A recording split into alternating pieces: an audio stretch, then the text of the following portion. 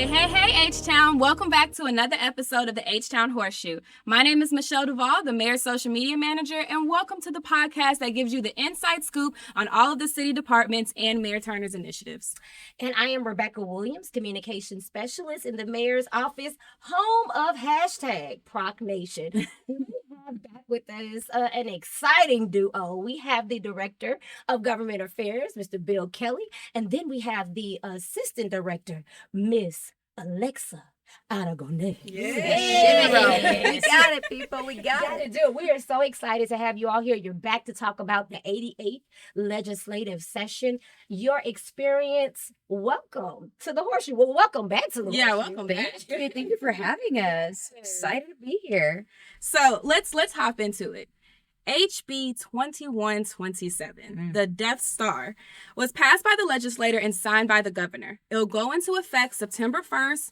Now, on Monday, July 3rd, Mayor Turner announced that the city is filing a lawsuit against the state. Let's take a quick look back at this clip.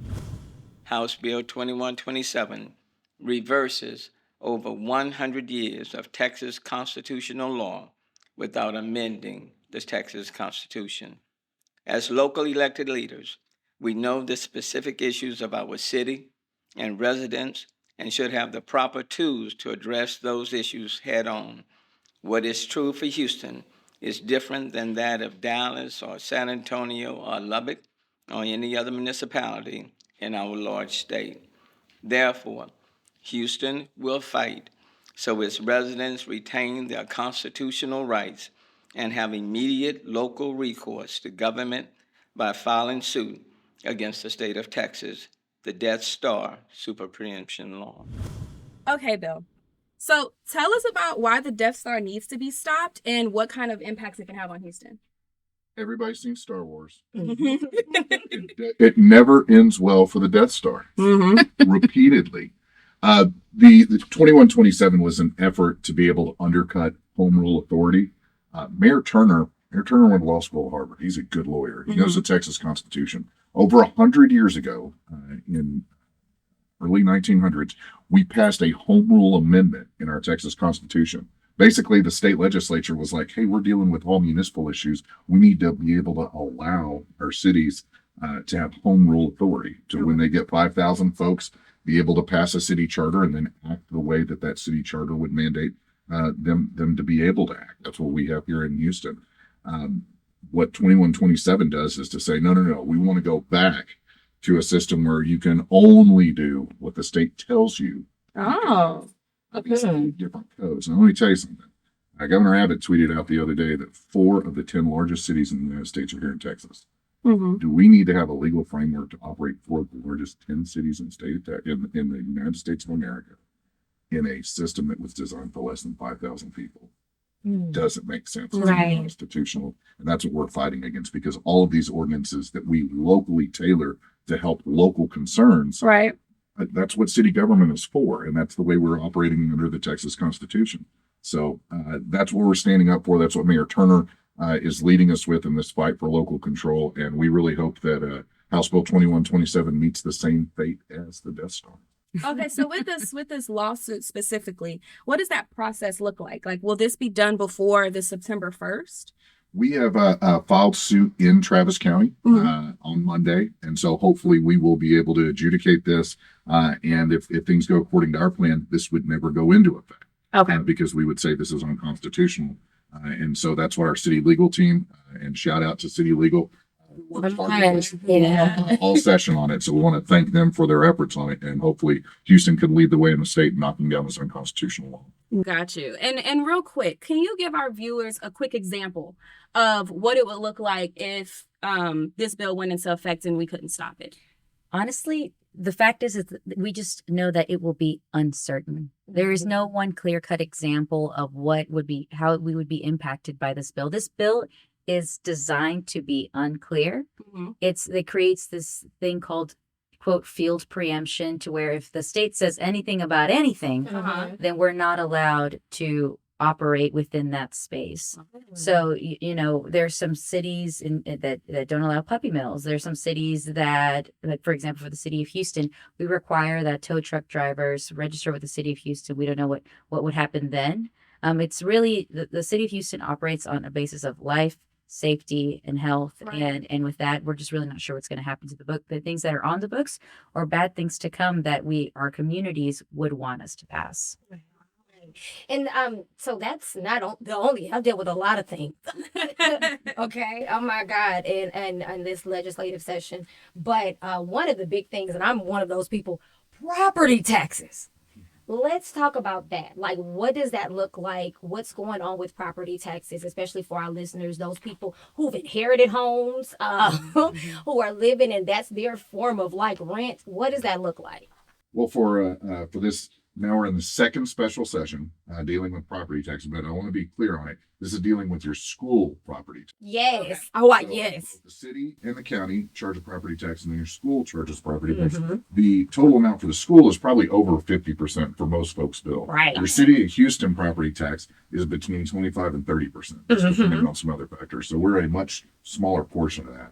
And so the debates going on right now are, it primarily revolves around a rate versus cap.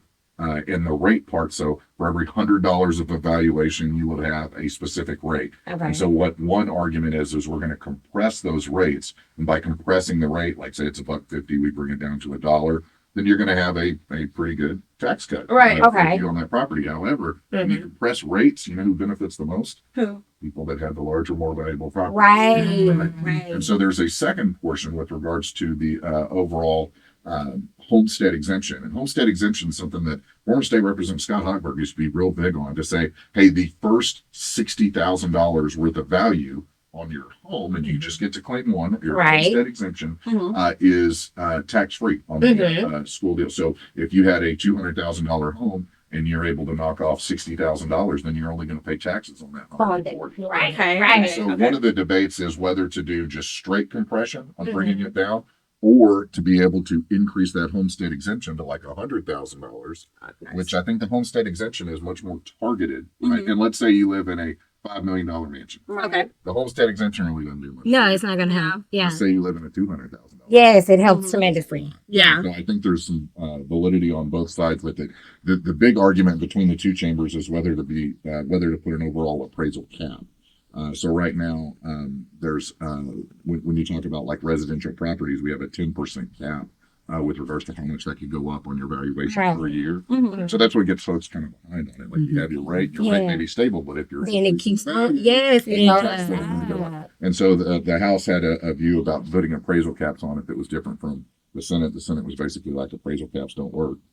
And so that's been a lot of conflict. So we're going to see what the House and the Senate come up with. But really, it's a conversation about compression, being able to take down the overall rate, versus being able to increase that homestead exemption, which I think is a little bit more targeted that folks get. So I know it's a really dry policy kind of deal. But it's really interesting because even with the homestead exemption, that is based on age. A lot of the homestead exemptions, you have to be of a certain age in order to even receive that. And so, like, what happens to the other people that are on fixed incomes that have not achieved that age? And so I do like the compression because it gives an opportunity, for a younger generation to receive that benefit as well. So, yeah, okay. Come on, taxes. Y'all get it together, okay? These taxes are out here real. They're taking people out. Rebekah, I hear it. Come on now. I hear it. It's game time. Are you guys going to win this time? Come on, because last time we didn't know the rules. Okay. No. Okay. Right, guess what? You got an extra 10 seconds this time. I saw. He's like, yes, I'm ready. Right. All right, Rebekah, go ahead. How many legislative priorities did the city pass? 3. The governor has called 2 special sessions already. How many days does each special session last? 30. Is there a place our audience can go to get more information?